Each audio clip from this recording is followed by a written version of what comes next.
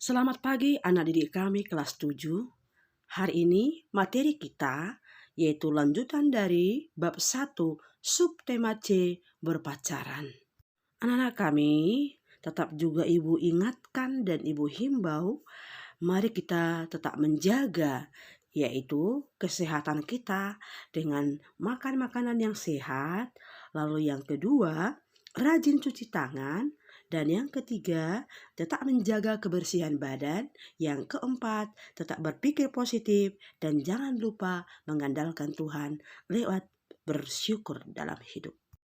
Adapun tujuan pembelajaran kita pada hari ini, yang pertama, anak kami mampu menjelaskan arti pacaran. Yang kedua, anak kami mampu menjelaskan tahap-tahap dalam pergaulan dengan lawan jenis. Yang ketiga, anak kami mampu menjelaskan makna atau tujuan pacaran yang sehat. Lalu yang keempat, anak kami membuat suatu slogan yang akan ditaati saat berpacaran. Anak ibu yang baik, pada umumnya usia anak yang masuk SMP masih pada tahap peralihan dari masa kanak-kanak ke masa remaja. Pada usia ini relasi sosial semakin luas. Relasi yang sebelumnya terbatas pada teman sejenis, sekarang sudah terarah kepada lawan jenis. Ketertarikan kepada lawan jenis dan mempunyai hubungan khusus yang berdasarkan cinta biasa disebut pacaran. Nah, pertanyaan untuk kita, apakah anak SMP kelas 7 sudah bisa berpacaran? Ada berbagai pendapat pro dan kontra jika anak-anak usia SMP sudah mulai berpacaran. Misalnya, yang pro berpacaran menganggap bahwa pacaran itu bisa membuat semangat dalam belajar. Sedangkan yang kontra menganggap usia SMP masih labil dan belum dewasa dalam bersikap. Ditambah lagi ada berbagai kekhawatiran terhadap pergaulan remaja yang cenderung ke arah yang negatif. Anak-anak ibu, mari kita menyimak cerita di bawah ini. Dengan judul Tragedi Nina. Nina adalah siswa kelas 8 SMP di sebuah kota kecil di daerah Sumatera Utara. Sebagai seorang remaja, Nina memiliki sifat yang baik, lincah, manis, ramah, dan juga dia mudah bergaul dengan siapa saja.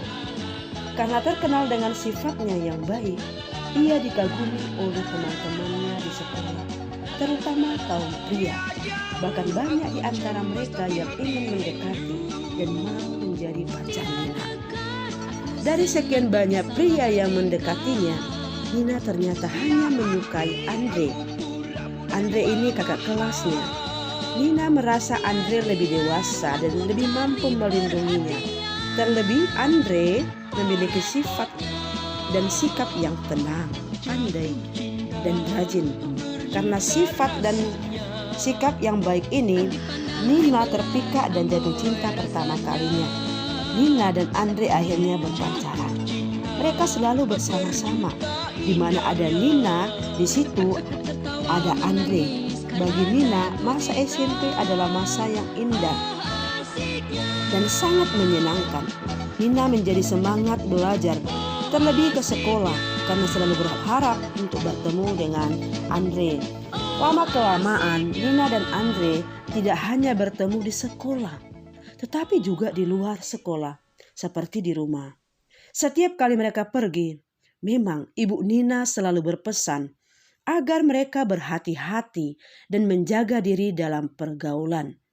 Orang tua selalu berkata, kalian boleh berteman, tetapi harus hati-hati karena kalian masih sekolah ya nak. Ini selalu pesan dari orang tua Nina. Setelah 6 bulan berpacaran, Nina dan Andre mulai merasa semakin sulit dipisahkan satu sama lain karena mereka sudah saling memiliki. Hal yang patut disayangkan dan membuat tercengang adalah menjelang kenaikan kelas 9, Nina menyadari dirinya hamil. Nina bingung dan takut menghadapi kenyataan itu. Ia ingat dengan pesan ibunya, bahwa ibunya mengatakan dan berpesan selalu, harus selalu berhati-hati karena mereka masih sekolah. Lalu, apa yang dilakukan Nina? Maka Nina merasa belum sanggup menjalani semua itu. Dan dia juga menjumpai Andre. Andre juga berkata bahwa dia juga belum siap menjadi seorang ayah atau seorang bapak. Karena dia baru masuk di kelas 1 SMA.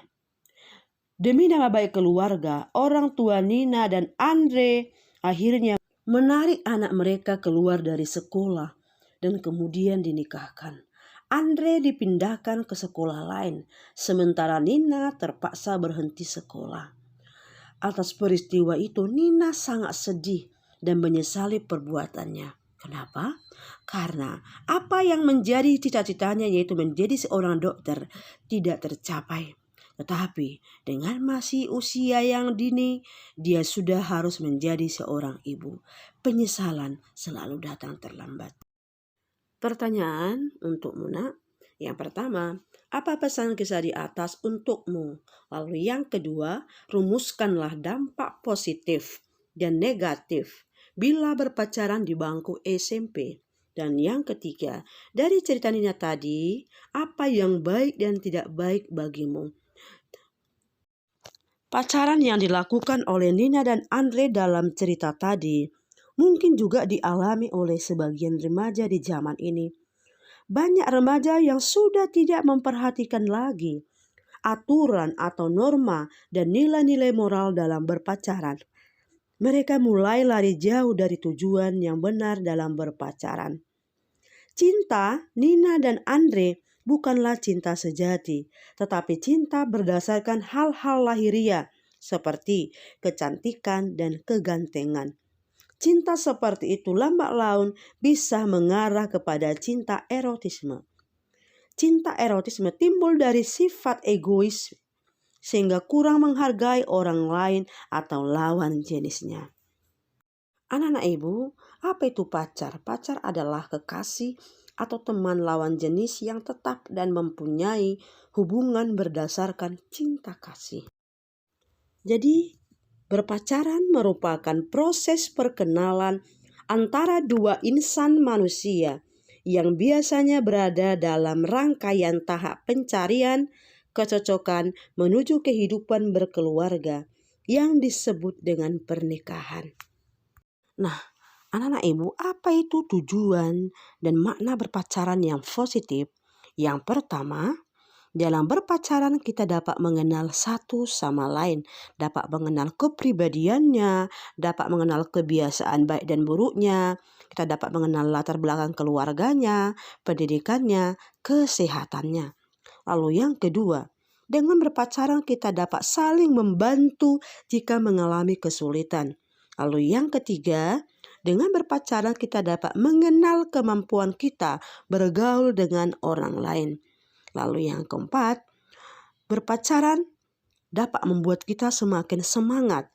Lalu yang berikutnya, dengan berpacaran semakin membuat kita disiplin, semakin rajin, semakin bertanggung jawab dalam tugas. Lalu semakin dewasa dalam pendewasaan diri kita. Tahap-tahap dalam berpacaran. Yang pertama, dimulai dengan pergaulan biasa. Nah, ini biasanya pada masa kanak-kanak. Orang bergaul dengan siapa saja tanpa memiliki perasaan apapun dan berjalan lancar.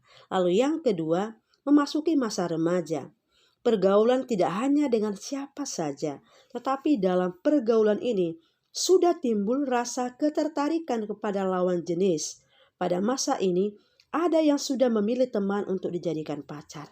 Dan yang ketiga, pada masa dewasa, rasa ketertarikan itu lebih diarahkan menuju jenjang perkawinan. Anak-anak ibu, kitab suci tidak berbicara langsung soal pacaran. Kitab suci lebih berbicara soal relasi dengan sesama. Karena berpacaran itu bagian dari relasi dengan sesama, maka kutipan-kutipan berikut dapat menjadi semacam pagar agar relasi yang seharusnya mengembangkan diri tidak menghancurkan. Nah, beberapa teksnya. Yang pertama, Amsal 4 ayat 23. Jagalah hatimu dengan segala kewaspadaan, karena dari situlah terpancar kehidupan. Lalu yang kedua, 1 Korintus bab 15 ayat 33. Janganlah kamu sesat pergaulan yang buruk merusakkan kebiasaan yang baik. Lalu yang ketiga, 1 Korintus 6 ayat 18. Jauhkanlah dirimu dari percabulan. Anak-anak ibu, semoga dengan adanya teks-teks ini sangat membantu kita agar kita semakin menghargai relasi dengan sesama kita. Bekerja, tetap semangat, dan Tuhan Yesus memberkati.